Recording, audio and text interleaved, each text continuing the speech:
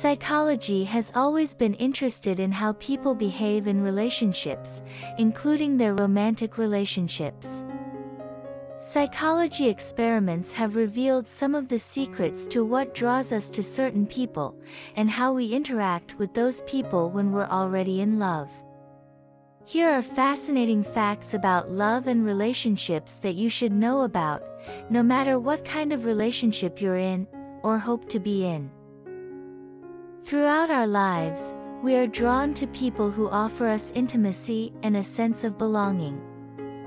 Yet many psychologists would tell you that relationships can be one of life's greatest sources of happiness or pain, depending on how well we handle them.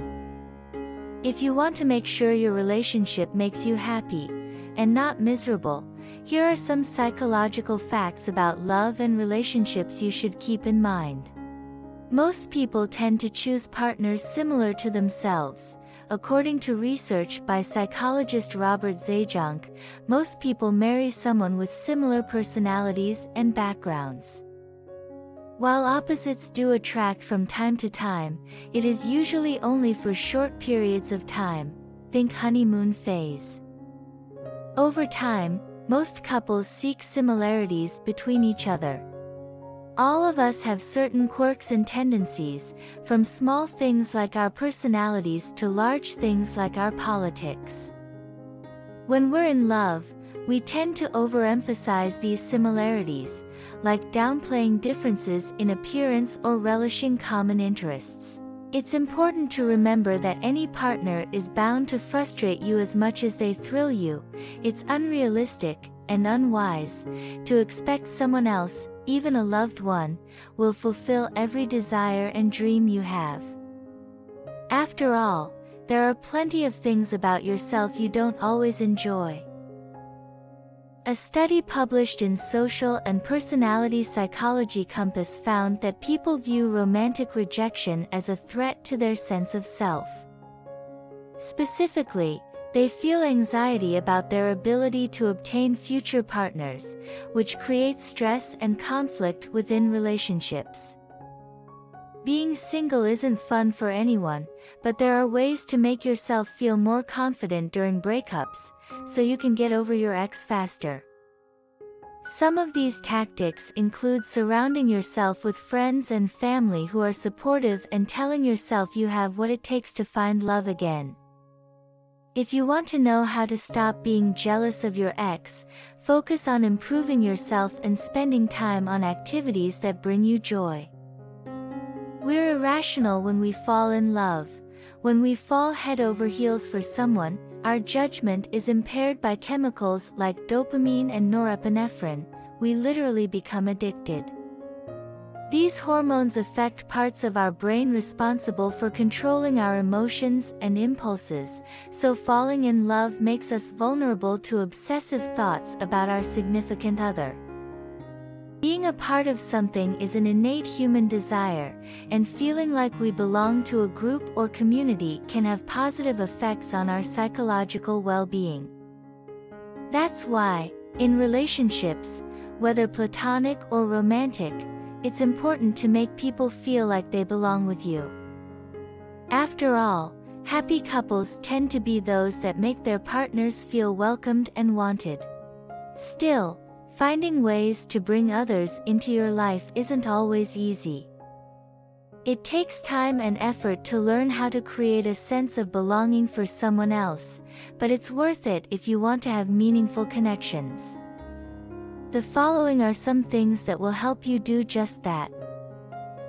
Studies have shown that when men and women break up, they do so for different reasons.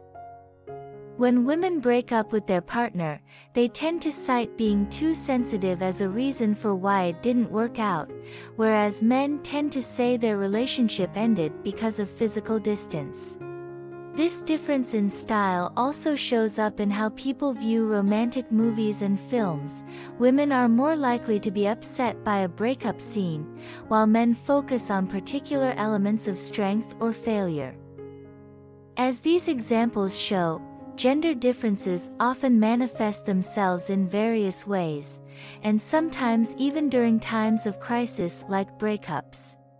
It's important to understand these differences if you want your relationships to last, but it can be tricky, since each person has a unique set of values and beliefs about what makes love successful. Getting too close to someone we love can be scary. We might feel vulnerable or worried that we'll be hurt. The brain, on a subconscious level, may use a variety of mechanisms to protect you from getting too close. For example, when you're in love with someone who is unavailable, example, they're married or have a partner, your brain might trick you into staying away from them because it knows that if things get serious, there will be pain ahead. No matter how much you love someone, at some point you'll both experience changes in your outlooks and personalities. An argument might arise because of a change in what you value, or perhaps one of you will simply get bored with their partner. While it may be difficult to accept that a romantic relationship is no longer working for one or both parties, remember that accepting each other as evolving individuals is key to healthy relationships. Studies show that early experiences can have a lasting impact on relationships. For example, studies have shown that children with secure attachment styles are more likely to form secure adult attachments and experience good romantic relationships as adults. Likewise, studies have shown that secure attachment styles in adult romantic partners positively predict relationship satisfaction for each partner in a relationship. Kirkpatrick Davis, 1994. Similarly, research shows that individuals who were sexually abused as children are more likely to be sexually abusive toward their own children or other adults. People who make themselves vulnerable to their partner, but only up to a point, and then draw boundaries, like "I love you, but I don't want to talk about my job when we go out to dinner," report greater satisfaction in their relationships. One study by researchers at Kansas State University found that those with more personal boundaries not only felt stronger ties to their partners, they also exhibited less social anxiety and depression. Another study published in Personality and Social Psychology Bulletin showed that people who have high levels of self-compassion are better able to create boundaries without feeling guilty or selfish. The takeaway: don't be afraid to be open, but remember your limits too. Like, share, and subscribe. Thanking you for watching.